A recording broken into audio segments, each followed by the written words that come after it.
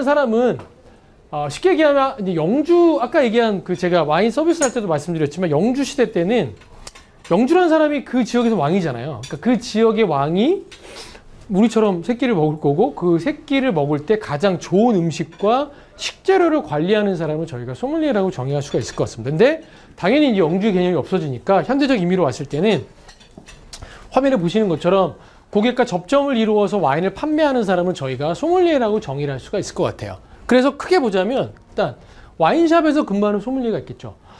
최근에 와인샵들이 굉장히 많아졌습니다. 왜냐하면 우리나라 와인 시장이 2015년도에 정확히 관세청 통계 자료로 1억 8,900만 달러, 그러니까 약 한 환율 1,200원 했을 때 이제 한 2천억 시장이 조금 넘어가고 있거든요. 올해 이제 조금 더 이제 성장할 거라고 생각을 하는데 2015년도 통계 자료로 그렇습니다. 이게 쿼터별로 이제 그건 누구든지 볼 수 있는 자료이기 때문에 수입 자료.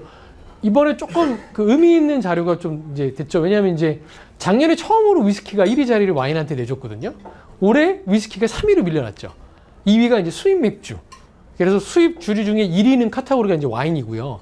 2위 카테고리가 맥주고 3위가 이제 위스키입니다. 그만큼 그게 이제 대중들의 트렌드라는 거죠. 대중들이 이제는 고도주의 위스키를 먹는 거는 굉장히 아직도 물론 아직도 많은 그 기업에서 회식을 하면 맥주에 폭탄주를 말아서 막 퐁퐁퐁 드시고 그런 문화가 아직까지 혼재돼 있지만 그래도 예전에 비해서는 이제 점심에 와인을 한 잔 먹고 와인을 소비하는 게 정말 이제 좀 대중화되고 있죠. 그걸 제가 피부로 어떻게 느끼냐면요. 제가 2000년 와인 공부를 시작할 때 마트 와인 코너에 가면요. 그때는 지금은 없어졌지만 프랑스 유통 전문회사였던 까르푸가 있었습니다. 까르푸가 좋은 게 뭐였냐면요. 프랑스 유통회사다 보니까 와인 코너가 다른 데는 비교가 안 될 정도로 많았어요. 그리고 제가 그때 한창 와인을 시작할 때라 월급의 한 3분의 1을 와인을 먹을 때입니다. 왜냐면 이제 와인을 한 20병 정도 사면 그 결제하는 그 점원이 굉장히 이상한 눈으로 봐요. 그 당시에는 와인을 그렇게 많이 사는 사람들이 없었거든요. 2003년, 4년 그때쯤이니까. 근데 까르푸에 그때는 와인 코너가 따로 있지도 않았고요. 주류 코너 한 코너에 하나의 와인이었어요. 제가 집이 연희동이라 상암동 홈플러스를 자주 가는데 지금은 이제 그 까르푸가 홈에버가 됐다가 지금은 이제 홈플러스로 바뀌었죠. 그 홈플러스 여러분 와인 코너에 가보시면요. 놀랍니다.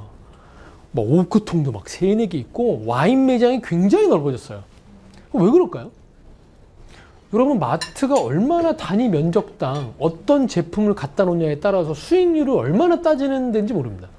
그만큼 와인이 수익률이 높기 때문에 그 마트에서 굉장히 넓은 차지를 와인 코너가 하고 있죠.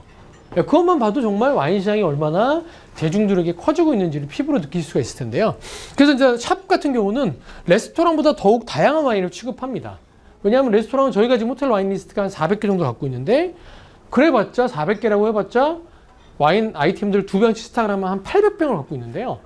물론 이제 베버리스트 와인은 더 많은 와인들을 갖고 있지만 현재 지금 BLT에는 일반적으로 와인샵들은 보통 800여 가지에서 1000가지 정도 갖고 있기 때문에 다양하죠. 훨씬 더.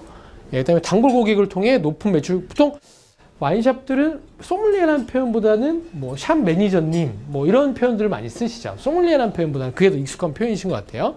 그다음에 수입업체와 좋은 관계를 통해서 다양한 행사를 통해서 고객을 유치하는 게 이제 레스토랑에 근무하시는 소믈리에의 특징이라고 보시면 되겠고요. 와인샵에서. 그다음에 레스토랑에 근무하는 소믈리에. 제가 이제 레스토랑에 근무하지만 와인을 다루는 전체 업장을 관리하는 매니저 역할도 소화합니다. 저한테 많이 질문하는 게 어린 친구들이 저한테 메일 쓰는 게 저는 최고의 소믈리에가 꿈꾸는 고등학교 2학년 마산에 사는 누구입니다. 저는 프랑스 유학을 갈 생각인데요. 프랑스 유학을 갔다 오면 최고의 소믈리에가 될 수 있나요? 여러분 죄송하지만 소믈리에라는 사람은 제 생각에는요.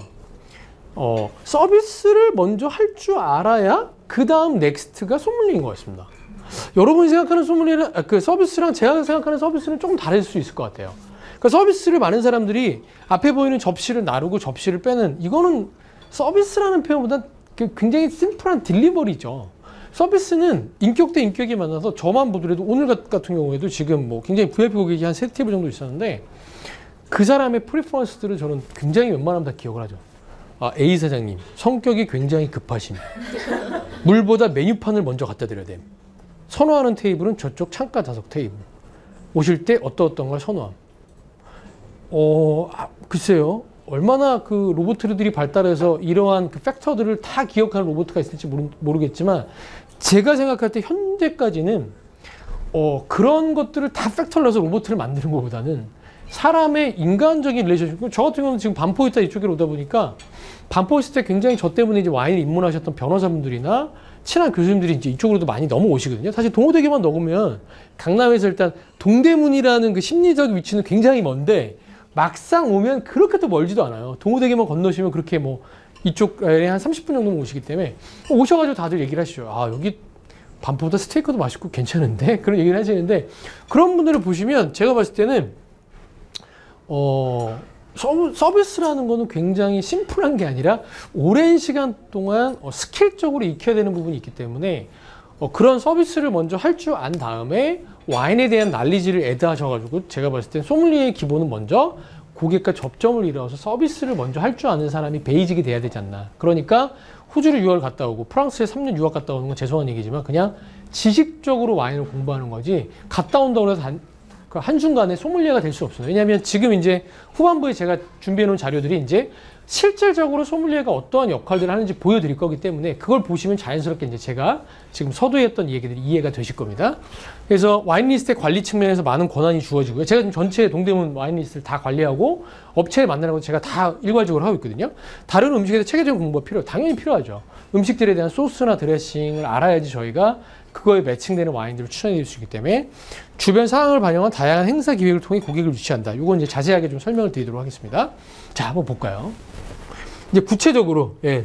사실 제가 그래도 방송도 좀 타고 유명한 소믈리에도 불구하고 얼마 전에 추석 때도 저희 이제 집안 친척들이 모여가지고 저희 이제 어머니에게 아버지가 되게 유명한 사람이라는데 대체 호텔에서 뭐 하는 거야? 그럼 어머니도 사실은 소까지 하세요. 소 하다가 이게 외래어라 입에 붙지도 않고 그래서 나 저 호텔에서 와인 따는 사람이야. 그러면 이제 친척들의 질문 수준이 굉장히 낮아져요. 하루에 몇 병이나 와인을 따? 와인을 뭐 잘 따? 뭐 이렇게 굉장히 제가 하는 업무와는 다르게 질문의 수준이 낮아지죠. 그만큼 소믈리에라는 그게 아무래도 아직까지 외래어이고 우리에겐 익숙하지 않은 단어이기 때문에 저기 보시는 게 제가 첫 번째 얘기입니다. 뭐냐면 식사를 하시는 고객들에게 적절한 와인을 추천해야 된다. 기본적인 업무죠. 예를 들면 손님께서 좋아하시는 와인의 스타일과 아까도 말씀드렸지만 품종이라는 거, 영어로 하면 variety라는 게 와인의 맛을 결정하는 가장 커다란 요소이기 때문에 고객님 혹시 선호하시는 와인의 품종이 있으신가요? 라고 물어보게 되면 손님이 원하시는 걸 굉장히 빠르게 저희가 캐치할 수 있죠. 이때 먼저 중요한 게 뭐냐면 겸손한 태도. 가끔 제가 청담동이나 이런 데 가보면 이 친구들이 약간 좀 이제 본인들이 와인을 굉장히 좀 많이 안다는 생각에 손님한테 굉장히 그 애티튜드 자체가 좀 잘못되어 있는 소문에도 제가 가끔 봐요. 이게 뭐냐면 본인은 와인을 되게 많이 하는 거죠. 그러니까 손님이 와인을 잘 모르는 거에 대해서 굉장히 그 표현하는 것들도 잘 이렇게 훈련이 잘 안 돼 있어요. 정말 잘못된 겁니다. 왜냐하면 당연히 소믈리에는 직업상 와인을 굉장히 많이 알죠. 그 업장의 와인 리스트를 본인이 관리하니까. 근데 중요한 게 제가 봤을 땐 겸손한 태도로 고객한테 선택권을 드리는 겁니다. 대신에 다양한 설명들이 같이 곁들여져야겠죠. 그래서 한번 예를 제가 들어봤습니다. 이렇게 얘기하면 너무 수상적이어서 와닿지 않으니까 예를 들면요. 상황 1입니다. 네. 이거는 그냥 제가 가상의 인물이니까 한번 읽어보겠습니다. 예. 화목한 가정을 이끌어온 김동현 과장님은 모처럼 딸의 20번째 생일을 축하하기 위하여 가족 식사를 생각하고 있대요. 이게 왜냐면 요즘에 그 웬만한 회사에서 와인 동호회가 굉장히 많아요. 와인 동호회가 많은 이유는 이 와인을 집에서 한 병 먹기가 굉장히 부담스러워요. 잘 안 들어갑니다. 근데 동호회를 하게 되면 예를 들면 5명이 모이는데 5만 원씩 걷는다. 와인을 한 4병 정도 산다. 식사랑. 그러면 와인을 한 잔씩 맛보면 한 번에 4잔을 맛볼 수 있죠. 그러니까 자연스럽게 이 동호회들이 많아져요. 그리고 회사에서 뭐 이렇게 동호회라는 게 회사 지원비도 좀 나오고 쿼터별로 3개월에 한 번씩 모여가지고 각 다른 부서 사람들이랑 같이 이제 이야기도 하고 되게 좋죠. 그 회사에서 이런 와인 동호회가 많다 보니까 이 김동현 과장님이 집에는 얘기 안 하고 한 10년 정도 와인 동호회를 한 거예요. 그래서 이제 찔린 거죠. 내가 진짜 이제는 내가 집에 좀 점수를 따야겠다. 그래서 딸의 20번째 생일날 저에게 이제 10년 전부터 취미생활로 접하기 시작한 와인의 맛을 가족들에게 느끼게 해주고 싶어 식전주와 화이트 와인, 레드 와인과 디저트 와인까지 고려한 식사 메뉴를 소믈리에인 저에게 문의를 한 거죠. 여기서 중요한 게 뭡니까? 예산이 중요하다는 거죠. 예산이 없으면 뭐 좋은 와인이랑 비싼 와인 추천만 해드리면 되죠. 근데 예산이 있다라는 거죠. 그럼 어떻게 했냐? 제가 예산에 맞춰서 여러분들이 수업 그 커리큘럼을 제가 보지 못해서 와인을 얼마나 알고 계신지 모르겠지만 이렇게 짠 겁니다. 어떻게 짰냐?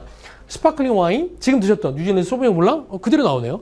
칠레를 대표하는 카베르 소비뇽, 그 다음에 스윗 와인 중에 레이타비스트라고. 그래서 제가 김도경 과장님 회사원 그 과장님께서 가족들이 오시면 제가 테이블에 가죠. 오늘 저희 BLT 스테이크 서울에서 너무나 감사드립니다.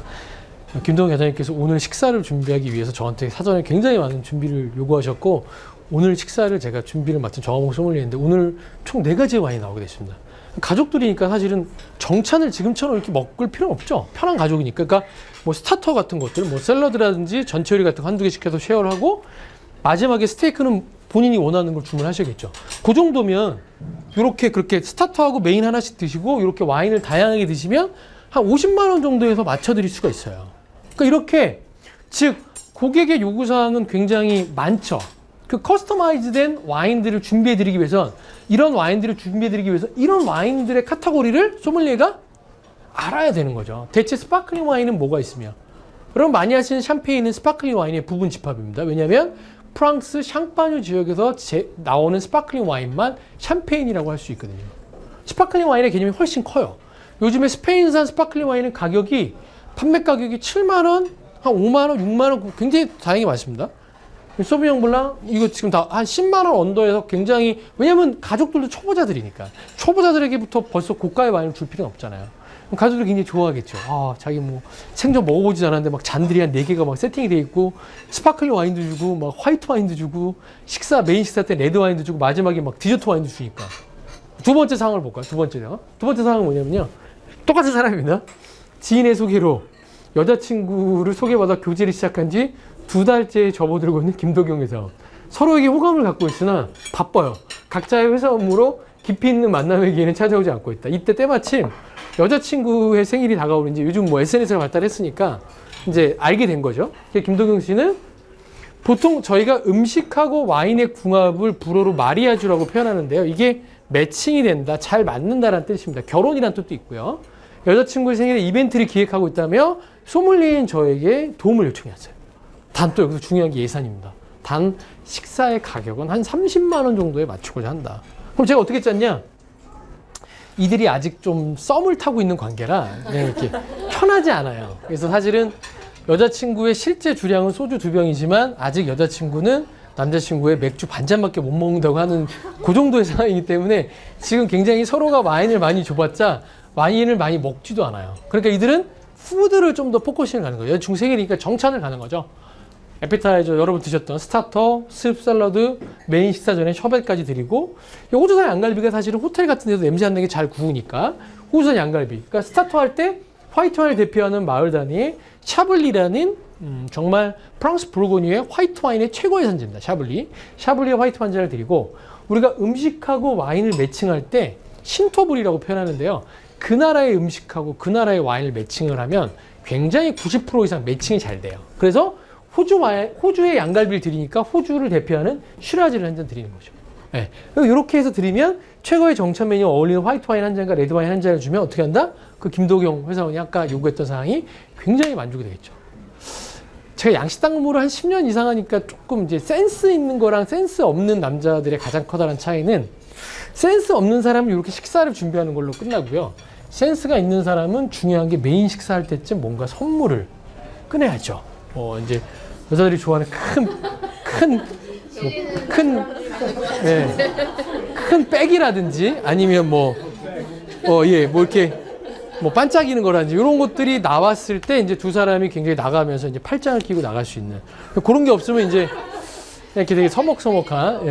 그래서 제가 봤을 땐 저희가 이제 프로포즈 세트 같은 것도 많이 하고 있어요. 그러다 보니까 이제 프로포즈 세트 같은 걸 할 때 포인트는 제가 봤을 때는 선물입니다. 뭐 식사가 중요한 게 아니라 마지막에 어떤 걸로 이제 선물을 주냐. 그래서 보통 프로포즈 할 때 남자분들이 좀 일찍 오시죠. 그래갖고 그날 제일 좋은 자리를 달라. 근데 저희는 뷰 자체가 좀 보시는 것처럼 평화시장이라 그래갖고 제가 말씀을 드려요. 저희는 뷰 자체가 동대문 시장이어가지고요. 이게 어디가 좋은 뷰인지 제가 좀 이렇게 애매합니다. 어쨌든 창가는 드릴 수 있어요. 그럼 일찍 와가지고 저희한테 요구사항도 많아요. 플레이트에 뭐 두 사람 이름도 초콜릿으로 좀 적어달라고 하면 제가 이제 또 저희 패스트리 셰프한테 전화해가지고 뭐 이거 두 사람 이름 좀 이렇게 하트로 좀 이렇게 플레이트에 좀 그려주세요. 그리고 이제 저희 직원들이 이제 전형적으로 뭐 장미꽃 갖다가 생화도 좀 이렇게 하트 모양도 하고 또 이렇게 연인들을 위한 전용 샴페인 잔이 있거든요. 이렇게 하트가 돼 있는 두 사람이 이제 먹고 다시 꼽고 이렇게 하는 그런 것도 세팅을 해가지고 이제 그래도 프로포즈 한다니까 저희도 도와드려야죠. 그 남자분이 이제 좀 일찍 오셔가지고 선물을 맡기죠. 그럼 이제 뭐 제가 이렇게 뭐 손을 들면 뭐 이따가 와서 뭐 이렇게 주세요. 이제 그런 이제 그런 걸 서로 이제 맞춰놓죠. 그럼 이제 뭐 다른 건 다 좋은데 제가 이제 근무를 하면서 난감했던 에피소드는 그 남자분이 이제 그 셀카 동영상을 찍어서 또 그걸 이제 아이패드에 넣어놓은 거죠. 그래갖고 이제 본인은 화장실을 가겠다고 하고 여자분한테 이제 셀카를 틀고 간 거죠. 이분이 이제 그 셀카를 이제 뭐 내용은 뻔하지 않겠습니까? 뭐 나를 만나줘서 고맙고 우리가 이제 결혼하고 그런 얘기겠죠. 근데 여자분이 약간 좀 이렇게 오바를 좀 하셔가지고 너무 크게 우시는 거예요. 그 양쪽 테이블에는 이제 비즈니스를 굉장히 중요한 비즈니스를 하시는데 이 여자분이 이제 감격을 하셔가지고 정말 막 엉엉 우시는 거예요. 근데 제가 이제 매니저니까 이걸 제재해야 될까지 왔어요. 왜냐하면 양쪽 테이블에 되게 그러니까 창가 테이블이 이렇게 세 개 있으면 가운데 테이블 프로포즈 주는데 양쪽 끝에서는 이제 중요한 비즈니스 얘기를 하는데 여자분이 막 흐극대고 우니까. 근데 저도 되게 애매한 게 감동을 먹고 있는 상태에서 내가 매니저지만 가서 고객님 이제 그만 이성을 찾으세요. 이게 되게 굉장히 저도 이제 이거 얘기를 지금 던져야 되나 말아야 되는 시점이 있었는데 제가 반포 있을 때 얘기인데 그래서 어쨌든 너무 제재를 할 수밖에 없는 상황이 됐어요. 왜냐하면 거기 그 삼성 쪽이랑 굉장히 중요한 비즈니스들이 양쪽에서 하고 있어요. 그리고 제가 이제 살짝 가서 이제 고객님 프로포즈 완전 축하드리고요. 지금 양쪽 테이블에 조금 좀 안정을 취하시면 좋을 것 같습니다. 그래서 남자분이 오셔가지고 이제 반지랑 이렇게 드리면서 끝났던 기억이 있는데 어쨌든 어쨌든 간에 이렇게 결과적으로 소믈리에라는 사람 이렇게 보시는 것처럼 고객들의 요구사항이 굉장히 다양할 수 있고요. 그 다양해진 상황들을 전부 다 팩터들을 넣어서 소믈리에라는 사람은 그 상황에 맞춘 와인들을 추천해 드린다는 거죠. 그게 첫 번째 업무입니다. 두 번째 업무를 좀 볼까요? 이게 이제 여러분들이 아마 생각하지 못했던 이야기일 수 있습니다. 하지만 제 입장에서 굉장히 중요한 얘기입니다. 둘째가 뭐냐면요. 업장의 와인 리스트를 작성하고 정기적으로 업데이트를 통하여 슬로우 아이템과 와인 공급 업체, 빈티지라는 게 여러분 뭐냐면요. 빈티지라는 거 와인이라는 게 포도로 만들다 보니까 포도는 매해의 작황에 따라서 좋은 해가 있고 나쁜 해가 있습니다. 그러니 빈티지가 굉장히 좋았던 해는 즉 무슨 얘기냐면 포도 자체가 좋았던 해는 미루어 짐작컨대 그때 포도로 만들었던 와인은 굉장히 와인 맛이 좋겠죠. 그걸 저희가 빈티지라고 해요. 그래서 최근에 보르도의 좋은 빈티지가 2010년, 2009년, 2005년 빈티지가 영어로 그레이트 빈티지입니다. 최고의 빈티지예요. 그다음에 당연히 그때 만들었던 그 포도로 만든 와인들은 와인 자체가 굉장히 비싸요. 빈티지가 되게 중요합니다. 그다음에 매달 초에는 한 달 동안의 세일즈 분석을 통해서 인기 있는 아이템과 잘 팔리지 않는 아이템을 조사하고 다음 리스트 가격을 반영을 합니다. 그다음에 적절한 원가에 맞는 합리적인 가격을 설정한다. 이것도 여러분 이렇게 얘기하면 와닿지 않으실 것 같아서 제가 가정을 한번 해보겠습니다. 여러분 아시는 것처럼 강북에서 요즘에 가장 핫한 상권은 당연히 홍대죠. 홍대가 상권이 커지면서 이제는 상수동, 연남동, 제가 사는 연희동까지 상권이 넘어오기 시작했습니다. 홍대 상권이 계속 커지는 거예요. 홍대 상권이 커진다는 얘기는 상권에 자꾸 대기업들이 들어가니까 기존의 중소기업 그 업체들이 자꾸 밖으로 밀려나게 되죠. 그러니까 지금 이제 상수동이랑 연남동까지 이제 밀려나는 겁니다. 강남에서 대표적인 상권은 아무래도 가로수길이죠. 그럼 가로수길이 이제 이쪽 신사역에서부터 이쪽 그 압구정 현대고등학교까지 그게 가로수잖아요. 그래서 가로수길이잖아요. 요즘 상권이 어떻습니까? 가로수길이. 이 메인 스트리트 가로수길의 상권이 커지면서 이 양쪽 골목에 여기 세로수길이라고 그러죠. 여기 세로수길까지 상권이 어마어마하게 들어왔습니다. 솔직히 말해서 이렇게 옆에 골목에 들어가시면 야 무슨 이런 원룸 입구에도 이런 가게가 있냐 정도까지 상권이 커졌어요. 그렇다면 이제 요즘에 이제 저희 쪽 전공이 외식이라든지 뭐 셰프들 요즘에 워낙 그 로망들이 많으시잖아요. 저희 전공이. 그래서 마지막 로망이 뭐냐면 나는 레스토랑을 할 테야. 그래서 지인들을 좀 부르고 언제든 오면 내가 뭐 대접도 하고. 그런데 여러분도 알고 계신 얘기겠지만 여러분 레스토랑 비즈니스가요. 비즈니스 모델로 수익을 내기에는 대한민국은 정말 어렵습니다. 첫 번째, 4대 보험부터 우리는 기본급 자체가 굉장히 높아요. 미국 같은 경우는 베이직이 낮은 상태에서 자기가 맡고 있는 테이블의 팁제가 거의 월급의 20-30%를 차지하죠. 근데 우리는 4대 보험부터 모든 거의 책임을 그러니까 사장이 져야 되기 때문에 현재 우리나라에서 여러분 제가 봤을 때 10개의 레스토랑이 오픈하면 1년 뒤에 하나나 남을까 말까 할 것 같아요. 제가 통계까지는 모르겠지만 제 감으로 제가 이제 도와드렸던 레스토랑을 지금 7개 도와드렸는데 하나 남았어요. 2008년도부터 도와드려봤거든요. 뭐 청담동부터 뭐 여러 군데 다 도와드려봤어요. 뭐 리스트 같은 거 다 도와버렸는데 가정을 한번 해볼게요. 가로수길에 목 좋은 곳에 A라는 레스토랑을 하나 오픈합니다. 여러분 가로수길에 좌석 한 50석 정도 되는 레스토랑 오픈하는데 얼마나 될까요? 그냥 예상을 해볼게요. 정확한 예상이 아니라 일단 보증금 글쎄 50석 정도면 제가 봤을 땐 가로수길이면 한 5억 이상은 있어야 되지 않을까요? 물론 목에 따라 좀 틀리겠죠. 어디냐에 따라 좀 틀리겠지만 권리금 기존에 하던 사람 그것도 뭐 천차만별이겠지만 그냥 에버리지 봤을 때 우리가 한 뭐 1억 5천에서 2억을 준다고 치죠. 인테리어 50석 정도 되면 최소한 2억에서 3억 들지 않을까요? 물론 제가 얘기한 건 이제 너무나 다양한 팩터들이 있으니까 그냥 우리끼리 그냥 감을 잡기 위한 얘기입니다. 그래서 결과적으로 가로수길에 한 50석 정도 되는 다이닝 레스토랑을 하려면 거진 한 10억 정도는 들지 않을까. 아, 여러분 요즘 세상에 10억이 이게 뭐 적은 돈입니까, 여러분? 뭐 아파트 한 채 뭐 장소에 따라서 틀리겠지만 그러니까 그 인베스트먼트 투자하는 금액이 어마어마하죠. 나중에 망했을 때 건질 수 있는 금액은 보증금은 건질 수 있죠. 건물주한테 받는 거니까. 권리금이나 인테리어 비용은 100% 장사가 안 되는데 권리금은 더 낮춰서 넘기겠죠.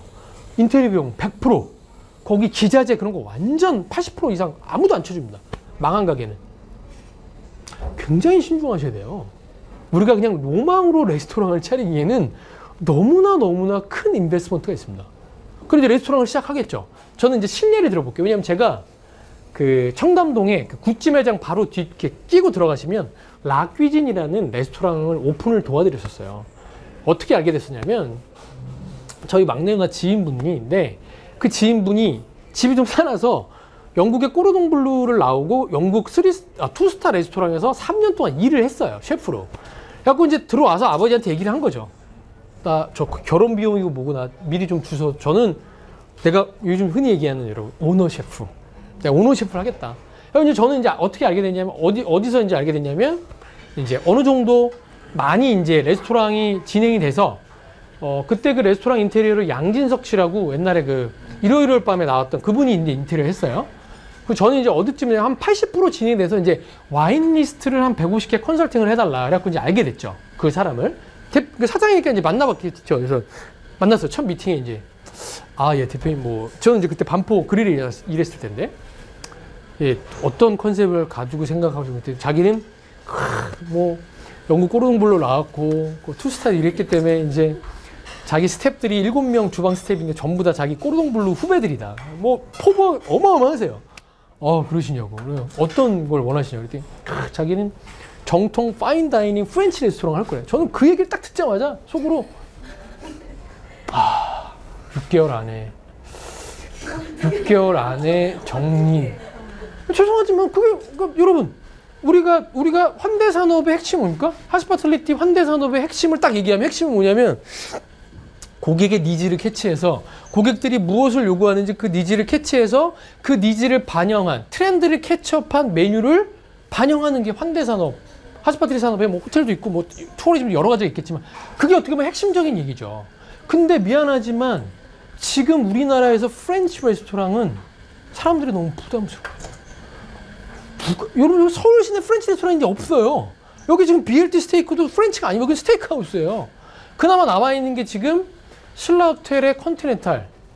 여러분 죄송하지만 컨티넨탈 좌석이 이제 40석이고요. 거기 한식당을 넣으면서 컨티넨탈 반을 한식당을 넣습니다. 러연이라고. 그래서 그냥 명맥만 유지합니다. 한 달 매출 1억 2, 3천밖에 안 돼요. 저희가 지금 3억을 파니까 거기는 이제 어떻게 보면 이제 무늬만 이제 양식당이고 그다음에 조선호텔의 나이스게이트. 우리나라에서 가장 오래된 호텔 중에 하나죠. 나이스게이트. 거기도 지금 멘붕입니다. 왜냐하면 뭐 장사가 이렇게 계속 이렇게 다이닝 레스토랑 매출이 1억 5천도 안 되는데 일하는 레이버 코스트는 계속 나. 그래서 이제 거기서 벤치마킹 오셨어요. 몇 달 전에 저랑 같이 모셨던 저희 반포 김덕원 그 팀장님이 거기 지금 식문역 인차지시거든요. 이름을 나이스게이트 그릴로 바꿨어요. 나이스게이트 그 서울의 9번째 문으로 했다가 이제 젊은 사람 오지도 않고 아 뭔가 우리도 좀 캐주얼하게 바꿔야겠다. 장사가 안 된다. 근데 그분이 2년 전에 이제 라퀴진이라는 레스토랑에 입구에 문에 제가 벌써 그 컨설팅하러 들어갔을 때는 인테리어가 끝나가지고 그 라퀴진 문을 열 때 벌써 프렌치 파인 다인 레스토랑이 입구 문에 써 있었어요. 이미 80%가 공사 끝났기 때문에. 그래서 저는 속으로 그렇다고 이제 그렇게 포부가 많으신 분에게 제가 첫 만남에 대표님 죄송하지만 6개월 안에 어려울 것 같습니다. 그런 얘기는 할 수는 없잖아요. 그래서 그냥 와인 리스트를 도와드리고 했죠. 그래서 이제 시간이 좀 흘렀습니다. 그럼 어떻게 됐을까요? 거기는 자석이 어느 정도는 꽤 컸어요. 왜냐하면 그 가정 그 집을 인수한 거기 때문에 그 구찌 매장 뒤에 가서 발레 파킹도 한 5대가 됐고 지하에는 직원들 휴게 공간하고 그걸 했고 1층에 좌석이 한 40석 2층에는 프라이빗 다이닝룸이 3개랑 2층도 한 40석 해서 한 80석 정도 됐어요. 그리고 주방 스텝이 7명 홀 스텝이 5명 그러니까 이거는 뭐 적은 인원은 아니죠. 12명의 인원이었거든요.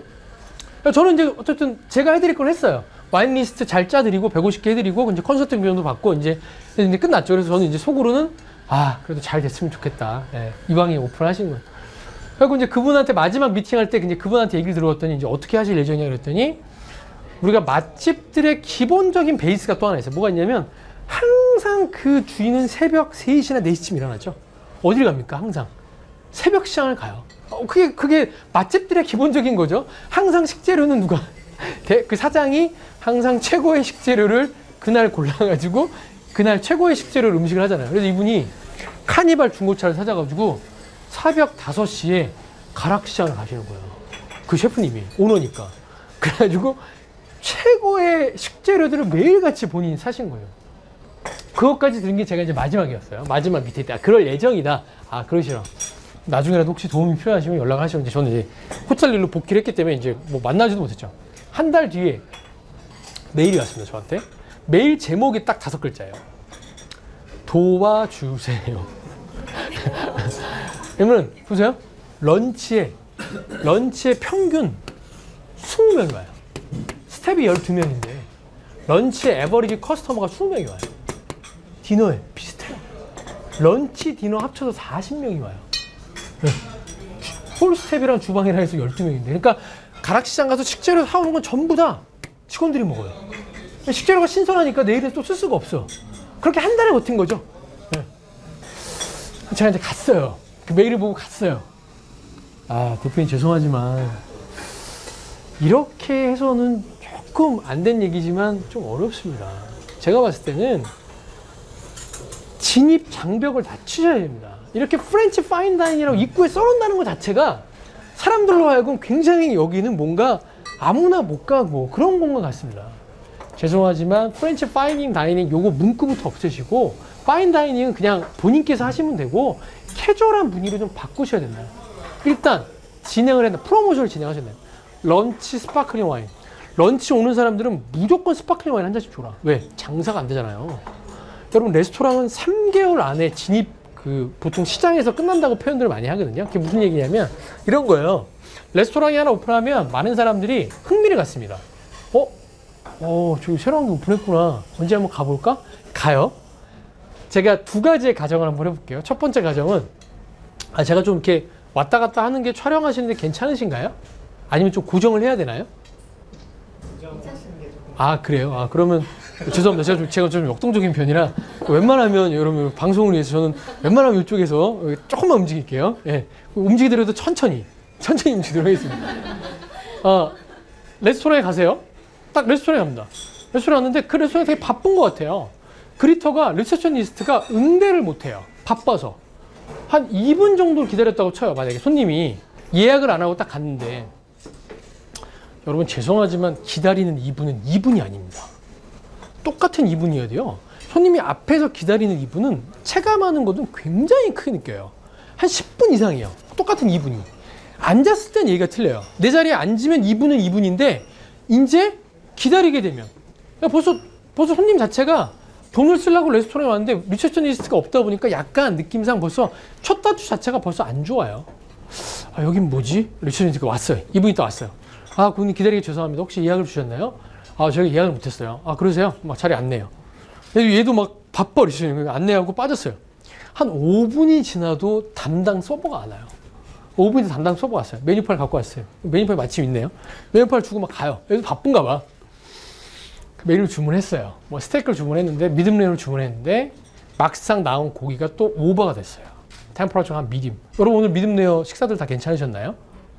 예, 감사합니다. 예. 굽기도 마음에 안 들어. 근데 이 손님들 서비스 책백도 안 해요. 그러면 요즘은 정말 무서운 게 뭐냐면요. 이런 손님들은 둘이서 무슨 얘기를 하냐면 되게 심플합니다. 야, 됐어. 안 오면 되지. 왜? 대체할 수 있는 레스토랑이 너무 많아요. 그리고 한 방 찍습니다. 신사동 A 레스토랑 미쳤나봐. 오픈해서 새로 갔더니 여들이 응대를 안 해. 그러니까 이 주변에 이 사람이 페이스북을 하든 카카오 스토리를 하든 정말 무서운 거 뭐냐면 보통 저희가 이제 약 300명, 한 사람의 릴레이션 대비는 보통 한 300명 정도로 생각하죠. 300명의 신사동 A 레스토랑은 찍힌 거예요.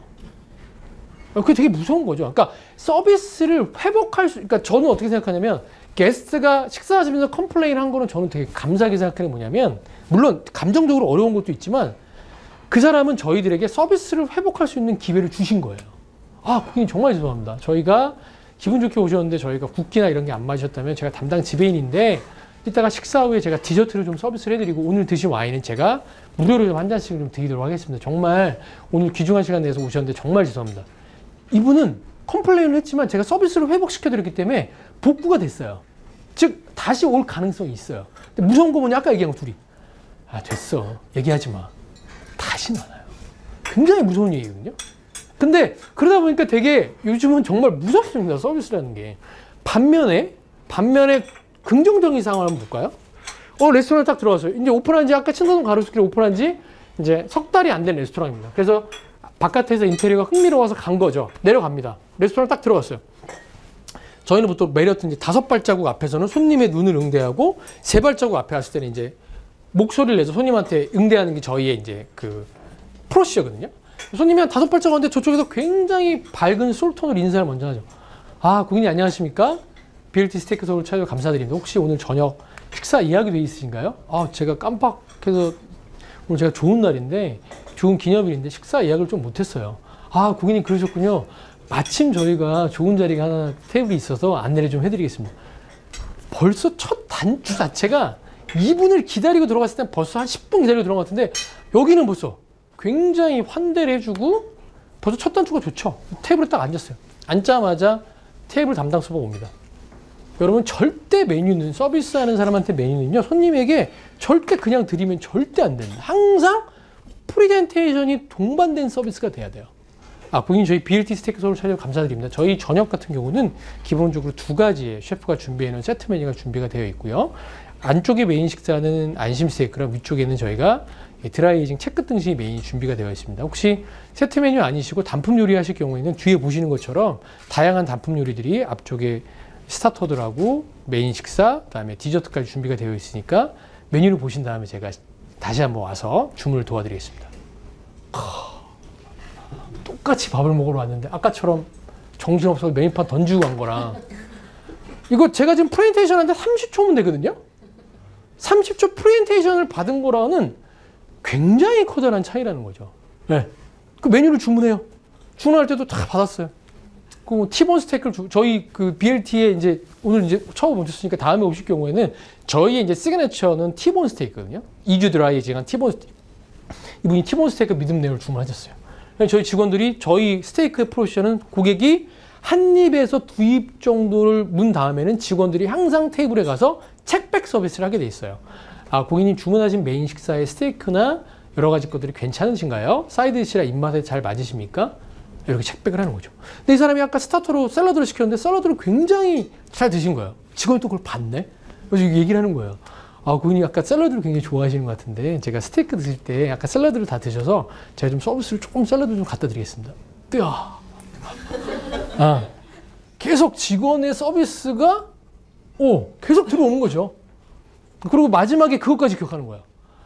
아, 고객님 혹시 오늘 좋은 기념이라고 그러셨는데 저희가 좀 디저트는 지금 드시는 게 여러분 크레페 수플레가 저희는 스테이크하우스니까 뭐 이게 되게 투박해요. 디저트도 사실은 이게 저희 시그니처거든요. 크레페 수플레가 이 패션 프루 소스를 곁들인 크레페 수플레인데 여기다가 이렇게 초 하나 꽂아드리면 기념일날 이게 케이크 돼요.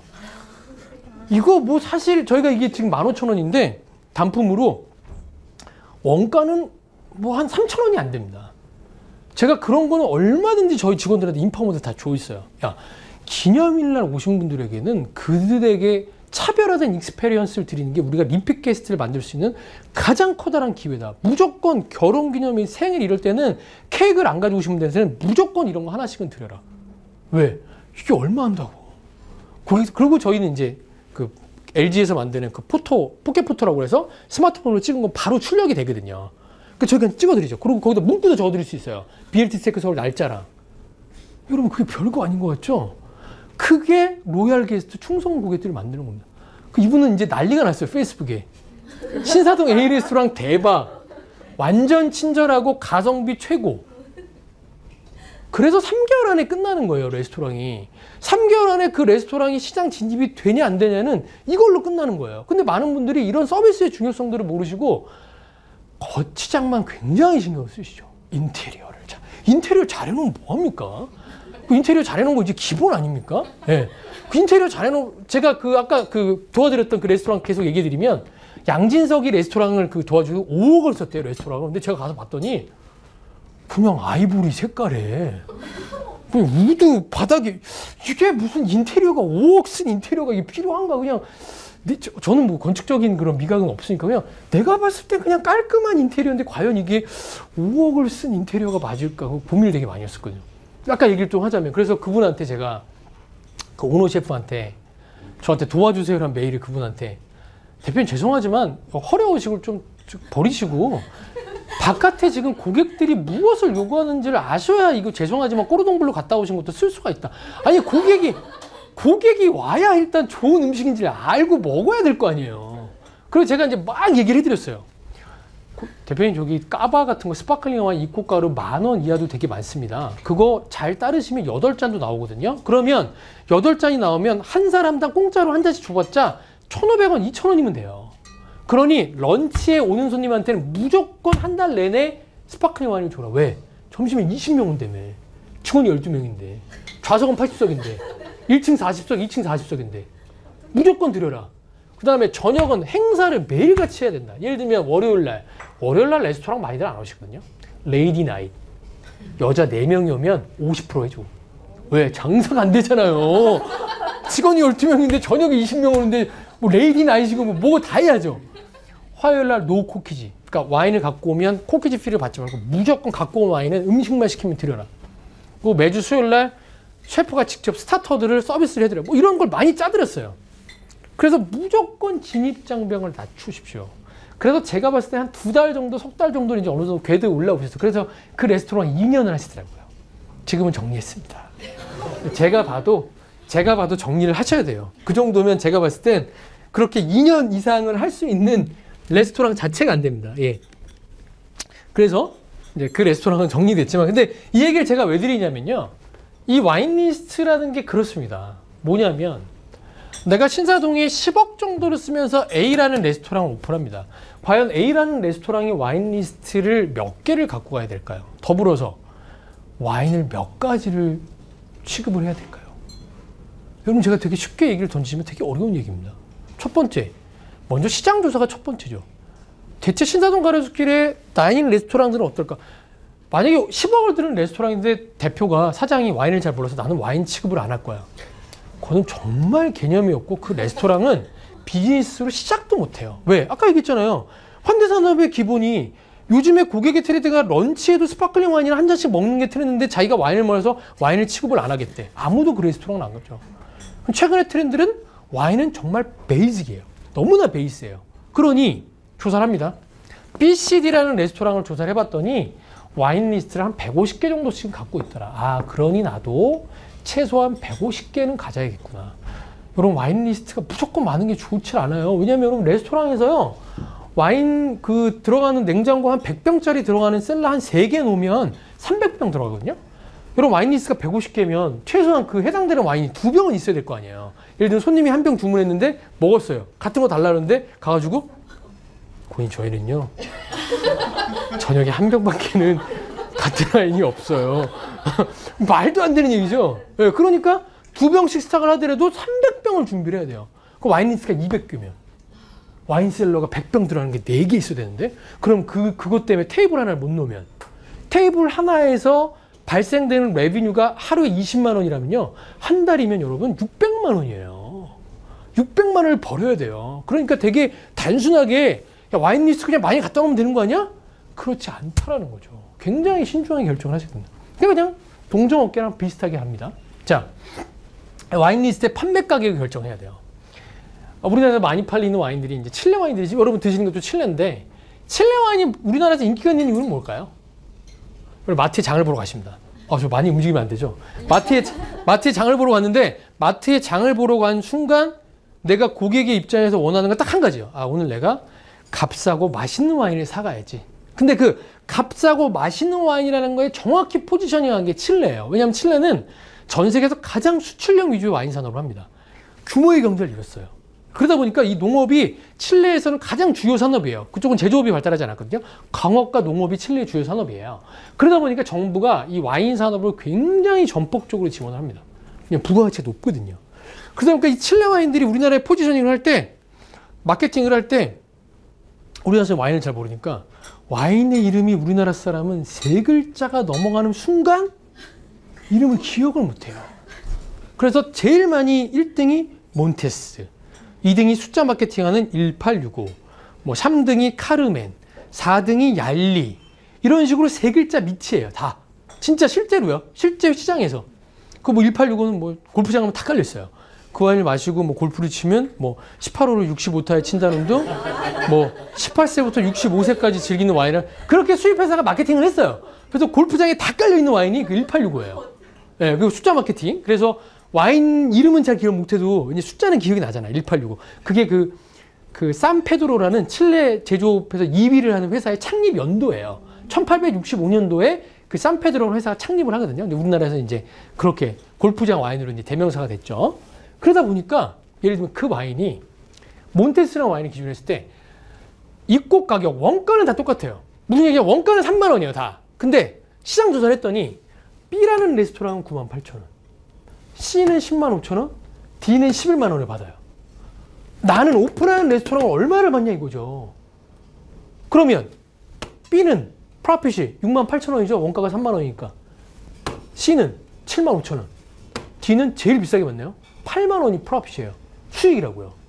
그러면 세일즈 프라이스는 비싸게 받으면 비싸게 받을수록 당연히 수익은 높아지죠. 문제는 뭐예요? 고객들이 만약에 여기다 A라는 레스토랑을 내는데 제가 만약에 A라는 레스토랑을 낸다면 저는 가격을 9만 원에 받겠습니다.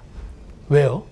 만약에 되게 단순하게 생각해서 이거야 12만 원 받으면 3만 원 받으면 야 9만 원이 남는데 당연히 12만 원 받을 손님들이 진입을 하겠죠. 오픈했으니까 와요. 뭐라고 그래요 자기네들끼리. 여기 미쳤나 봐. 무슨 몬테스가 12만 원이야. 이거 좀 이상해. 아까 얘기했죠? 안 오면 되지. 네. 전혀 시장을 조사하진 않으신 거예요. 근데 9만 원이면 어떤 일이 벌어져요? 프라핏률은 제일 적게 가져온 거죠.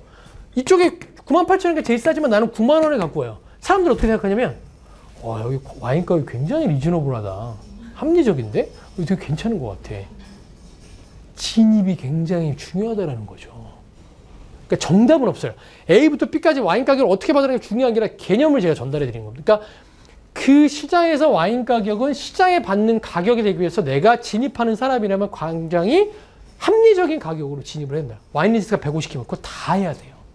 그러니까 여러분 소믈리에가 단순히 그냥 뭐 와인 오픈하고 테이스팅하고 그런 걸로 생각을 하시는데 이런 실제적인 분석이 필요하고요. 두 번째, 요즘 포스 시스템 다 잘 돼 있습니다. 한 달 영업이 끝나면 세일즈를 분석해야 돼요. 베스트 10. 우리 레스토랑에서 제일 잘 나가는 와인들은 우리 레스토랑은 7만 원에서 15만 원대가 사람들이 가장 많이 선호하는 와인들이구나. 그럼 내가 다음에 리스트를 짤 때 30만 원짜리 와인들은 그림의 떡이야. 팔리지도 않아. 이건 다 빼야겠다. 그리고 우리가 봤더니 로제 와인은 나가지도 않아. 이런 로제 와인들을 다 정리해야겠다. 계속 꾸준히 돌아다봐야 돼요. 어제는 보물 지도입니다. 그냥 한 번 만들고 끝나는 게 아니에요. 계속 그 와인 리스트를 업데이트해요. 왜? 그게 바로 수익률을 결정하는 중요한 업무입니다. 오늘 죄송한 얘기지만 저기 앞쪽에 저희가 두산 박용 매니저 아드님께서 여기 단골이세요. 오늘 4명이 식사하셨는데 이제 오실 때 항상 저한테 이제 제가 이제 업장 인차 소믈리에를 이제 됐으니까 여기 이제 면세점 사업을 인차지하고 있거든요. 옆에 보이는 게 두타예요. 이제 박용 매니저 아드님이신데 상무님이신데 와인을 되게 좋아하세요. 매니아세요. 오시기 전에 항상 저한테 메시지 보내세요. 정지빈 저 오늘 4명이랑 갈 건데 와인은 뭐 샴페인 한 병, 뭐 레드 와인 한 병, 디오트 와인 이렇게 3병 좀 준비해서. 저기 오늘 세트 메뉴를 15만 원짜리 하셨거든요. 4명이서. 그러니까 푸드만 일단 60만 원이었고요. 샴페인은 좋아하시는 게 페리에 주에라는 저희 판매가 한 25만 원짜리 와인 드셨고 화이트 와인은 샤블리를 드셨어요. 프리미어 크리가 저희가 22만 원 정도. 레드 와인을 좀 안 좋아하세요. 희한하게. 그래서 디오트 와인을 저희가 쉐리 와인을 드셔서 그 테이블에 좀 식사하고 나가셨거든요. 130만 원 나왔어요. 4명 식사하고 나가셨는데. 네. 한 명당 에버리지 책이 30만 원이 넘어가죠. 여러분 소믈리에가 있는 거랑 없는 거랑은 근데 오늘 점심에 똑같은 테이블에 여사님 4분이 오셔가지고 3코스 드셨거든요. 저희가 점심 3코스가 6만 5천 원이거든요. 6만 5천 원 곱하기 4타트니까 한 6만 원 정도 나왔죠? 똑같은 테이블인데 곱하기 4배가 더 나와요. 그리고 음료는 굉장히 중요한 겁니다. 음료 매출이 있냐 더라도 그 레스토랑에서는 어마어마한 레비뉴의 차이가 나는 거예요. 아까 사실은 그런 테이블 점심에 16명이 온 거나 오늘 저녁에 그 박용만 대표님 그 아드님 한 테이블이 온 거나 레비뉴는 똑같아요. 그럼 저희 입장에서 어떤 게 더 효율적일까요? 레스토랑 입장에서. 당연히 후자가 훨씬 효율적이죠. 그래서 저희 BLT는 매달 셋째 주 수요일날 와인 디너 이번 달에 저희가 10월 19일날 와인 디너 하는데 벌써 만석 끝났습니다. 68명 예약이 끝났어요. 그날은 뭐 오시고 싶어도 못 와요. 벌써 예약이 끝났어요.